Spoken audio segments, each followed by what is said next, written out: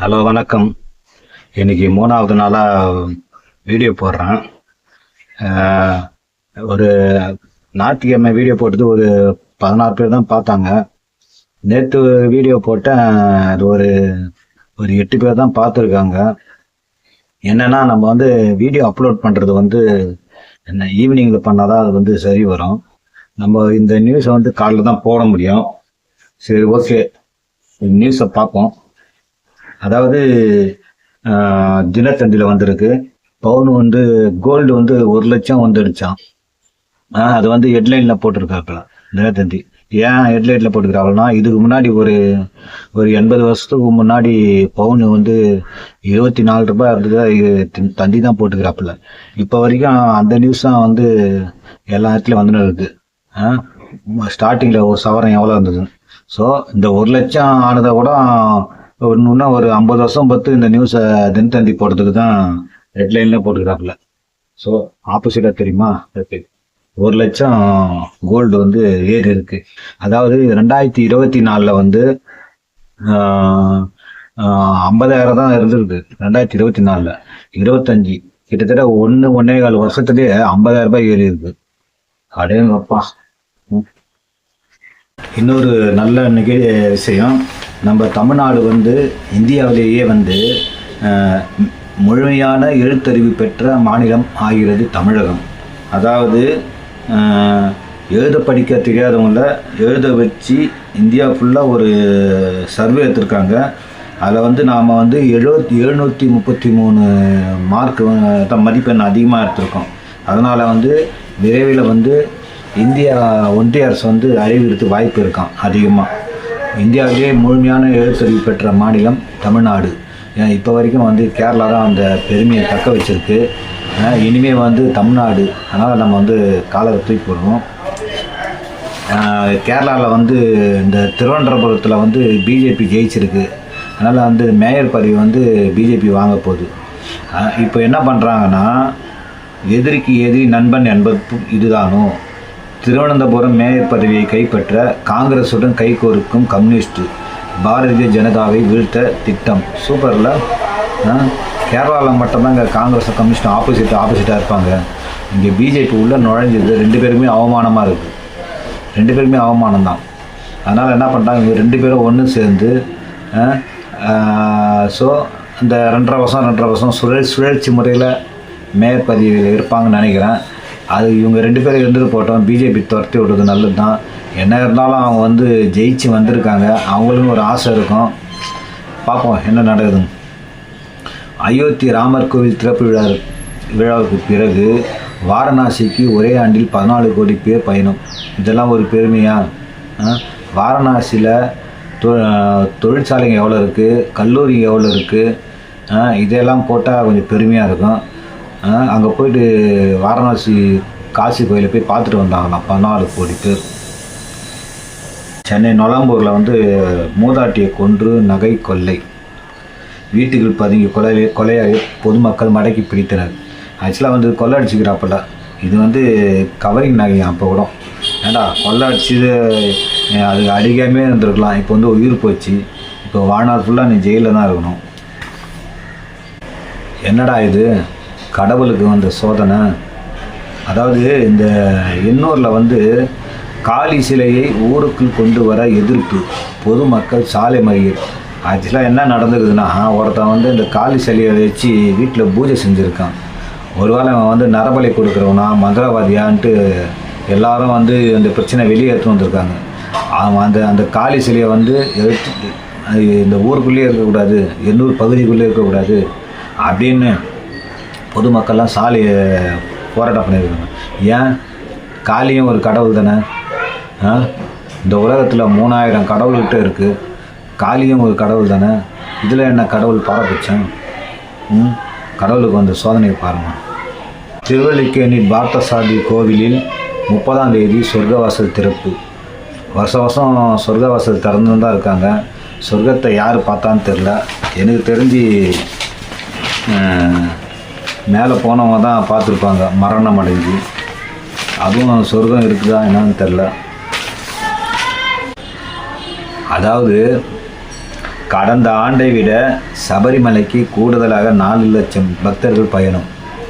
அதாவது நம்ம வந்து இது வந்து பெரியாருக்கு பின்னாடி வந்து நிறைய பேர் சொல்லிக்கிட்டு இருக்காங்க. ஏண்டா பெரியார் என்னடா பண்ணார், பகுத்தறிவு கடல் மறுப்புன்னு சொல்லின்னு இருக்க இந்த காலத்தில் சபரிமலையில் வந்து பாருங்க 4 லட்சம் பேர் அதிகமாக போயிருக்காங்களாம். இதுக்கு ஒரு அடிப்படை காரணம் இருக்குது. என்ன தெரியுமா?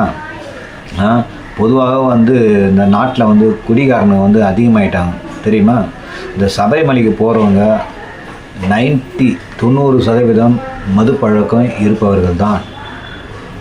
10% பேர் தான் எந்த பழக்கமும் இல்லாமல் நம்பியார் மாதிரி, நடிகர் நம்பியார் மாதிரி போயிட்டு இருக்காங்க. அதனால் வந்து எல்லாருமே வந்து குடிகாரனுங்க அதிகமாகிட்டாங்கன்னா அப்போ இங்கேயும் அதிகமாக தான் வருவாங்க. இது வந்து இயல்பான ஒரு கருத்து தான். ஸோ குடிப்பழக்கம் அதிகமாக ஆன காரணத்தால் சபரிமலைக்கும் அதிகமாக மக்கள் வருகிறார்கள். இதுதான் உண்மையான காரணம். சொல்கிறது தப்பாக இருந்தால் கமெண்டில் சொல்லுங்கள். அப்பாடா, மனசில் இருந்த பாரமே குறைஞ்சி போச்சு. அதாவது மருந்துகளின் பெயர்களை புரியும்படி எழுதுங்கள், டாக்டருக்கு அறிவுறுத்தல். இதெல்லாம் வந்து எவ்வளோ நாளாக என் மனசில் இருந்த பாரம் தெரியுமா? என் மனசில் மட்டும் இல்லை, இந்தியாவில் இல்லை, உலகத்தில் இருக்கிற எல்லா பேஷண்ட்டுகளுக்கும் புரியும்படி எழுதணுமா. இப்போ வச்சாம்பர் ஆப்பு அவனா பெரிய இவர் அப்படியே எழுதினே போய்ட்டு அவருக்கு வந்து டைமே இருக்காது. ஏண்டா பணம் வாங்கிட்டு தானே நீ வந்து தனியார் மருத்துவமனையில் பணம் வாங்கிட்டு தான் நீ எழுதுகிற, ஏன் பொறுமையாக நிதானமாக அழகாக தெளிவாக எழுதி கொடு. சரி, அரசு மருத்துவமனை எடுத்துக்கா.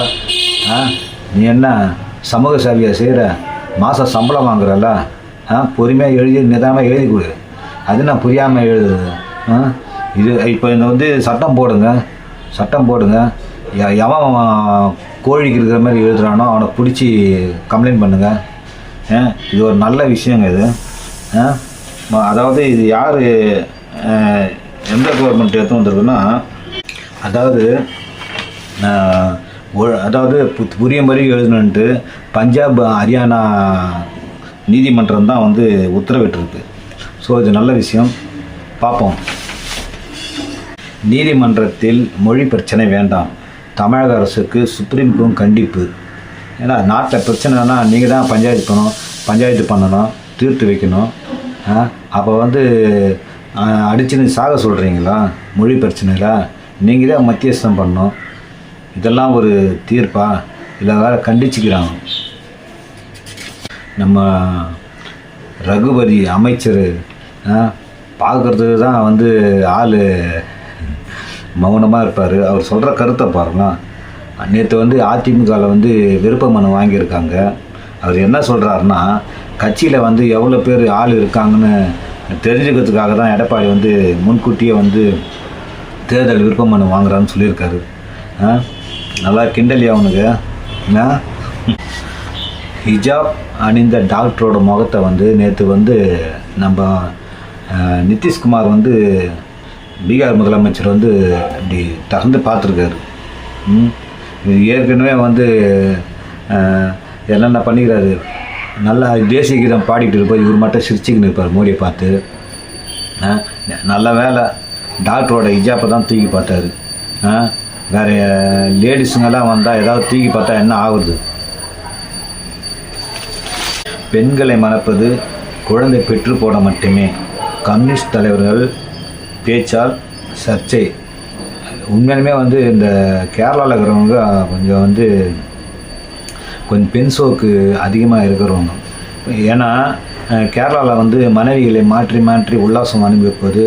அது வாட்ஸ்அப் குரூப்பில் வந்து கிட்டத்தட்ட 100 வாட்ஸ்அப் குரூப்பிட்ட இருக்கும். அவ்வளோ வாட்ஸ்அப் குரூப்பை இது பண்ணி ஒய்ஃபை மாற்றி உல்லாசம் அனுபவிப்பாங்களாம். அந்த மாதிரி கேரளாவில் இருக்கிறவங்க கொஞ்சம் ஆபாச புத்தி அதிகம். அந்த புத்தி தானே நம்ம தலைவர்களுக்கும் இருக்கும். பெண்களை மணப்பது குழந்தை பெற்று போட மட்டுமே, இது கண்டிக்கத்தக்கது. 1 மணி நேர மழையால் வெள்ளம், 37 பேர் பலி. அதாவது எந்த நாட்டில்னா மொரோக்கோ நாட்டில் மக்கள் தொகைலாம் தெரியும் உங்களுக்கு. சும்மா ஒரு 1000 கணக்கில் இல்லை லட்சக்கணக்கில் தான் இருக்கும். ஏன்னா தமிழ்நாட்டில் வந்து சென்னையிலே வந்து கோடி கணக்கில் இருக்காங்க. இப்போ இங்கே வந்து அதாவது 1 மணி நேரம் மழைக்கு 30 பேர் செத்துருக்காங்க. அப்படி பார்த்தோம்னா சென்னை வந்து எவ்வளோ கட்டமைப்பு ரெடி பண்ணியிருக்காங்க. சென்னை இதை வந்து ஒரு அரசியலாக்கி சென்னையில் எங்கேயுமே மழை நிற்கலை. ஆனால் வந்து இங்கே வந்து குற்றம் சொல்லிட்டு இருக்காங்க. ஆனால் வந்து மொரோக்கோ நாட்டில் 1 மணி நேரம் மழையால் வெள்ளம் 37 பேர் பலி.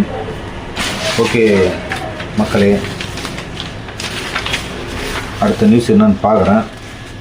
அதாவது நான் வந்து இன்னொன்று, மயிலை கபாலீஸ்வரர் கோவிலில் 1008 சங்காபிஷேகம் வபனிசை. அதாவது 1008 பானை வந்து வச்சுருக்காங்க. 1008 பானையில் என்ன இருக்குதுன்னு தெரியல. சங்காபிஷேகம்னா என்னன்னு கொஞ்சம் சொல்லுங்கள். அது என்ன பொருள்னு தெரில. 1008 குடம்னா இப்போ எவ்வளோ பொருள் இருக்கும், அவ்வளோ பொருளையும் அந்த சிலை மேலே கல் மேலே ஊற்றி வீணடிக்க போகிறாங்க. இப்படி தாங்க உணவுப் பொருளை வந்து நாட்டில் வந்து விலைவாசி ஏறத்துக்கும் இப்படி கடவுள் பெயரால் உணவை வீணடிக்கிறதும் ஒரு காரணம்தான். சங்காபிஷேகம்னா என்னன்னு கொஞ்சம் சொல்லுங்கள். எனக்கு தெரில, கண்டிப்பாக தெரில. அதாவது அப்போலோ ஹாஸ்பிட்டலில் வந்து 10 வருஷமாக வலிப்பு நோயால் இருக்கிறவங்களுக்கு மறுவாழ்வு கொடுக்குறாங்கண்ணா. இது வந்து நல்ல விஷயந்தான். ஆனால் வந்து இலவசமாக கொடுக்குறாங்க. பணம் இருந்தால் தானே உள்ளே போக முடியும். அப்புறம் என்ன சேவைன்னு சொல்லாதீங்கப்பா, தொழில்னு சொல்லுங்கள். எனக்கு சேவைன்னு சொன்னால் தான் பட்டிங்கன்னு வரும். சேவை கிடையாது, தொழில். அதாவது ஊசி போடுவதற்கு 2 லட்சம் வேணும், குழந்தையை காப்பாற்றும் போராடும் தந்தை. அதாவது 2 லட்சம்காக அவங்க அப்பா வந்து ரொம்ப கஷ்டப்படுறாராம் குழந்தைய காப்பாற்றுறதுக்கு. எவ்வளோ பேர் வீட்டில் கருப்பு பணம், தொழிலதிபருங்க, கோயிலில் கோடியாக எடுத்துன்னு போய் கொட்டுறவங்க, நகையை எடுத்துன்னு போய் கொட்டுறவங்க, இப்படி எதாவது கொஞ்சம் இந்த தந்தைக்கு கொஞ்சம் ஹெல்ப் பண்ணிங்கன்னா கண்டிப்பாக உங்களுக்கு புண்ணியம் கிடைக்கும். அதுதான் உங்களுக்கு மோட்சம் கொடுக்கும். ஏதாவது இந்த நியூஸை பார்த்து அந்த தந்தைக்கு ஹெல்ப் பண்ணுங்கள். மக்களை இன்னொரு முடிச்சுக்கிறேன். இதை வந்து நிறைய பேர் பார்க்குறீங்களா என்னன்னு தெரில. என்ன ஒன்று, இது வந்து நம்ம யாரும் லைக்கு யாரும் பார்க்கலனாலும் பரவாயில்ல. இது என்னென்னா, இது வந்து நான் படிக்கிறத வந்து சில விஷயம் வந்து ஷேர் பண்ணிக்கணும்னு நினைக்கிறேன். அதுக்காக தான் போகிறோம். ஸோ அந்த யூடியூப்பில் வந்து நம்ம ஃபேமஸ் ஆகணும் அப்படிலாம் கிடையாது. அதாவது இந்த நியூஸ் பேப்பர் வந்து எல்லோரும் தான் படிக்கிறாங்க. வித்தின் செகண்டில் ட்விட்டரில் வந்து எல்லா இடத்துலையும் வந்துடுது. ஸோ அது பிரச்சனை கிடையாது. இப்போ இந்த நியூஸை வந்து நான் தெரியாத நியூஸெல்லாம் உங்களுக்கு சொல்கிறேன், அப்படி அர்த்தம் கிடையாது. இந்த கருத்தை வந்து நான் வந்து பரிமாறிக்கிறேன் உங்கள்கிட்ட. இதை பற்றி என்னோடய கருத்து, ஒரு சம்பவம் படிக்கிறேன், அதை பற்றி என்னோடய கருத்து, அவ்வளோதான். ஓகே, மீண்டும் நாளை சந்திப்போம்.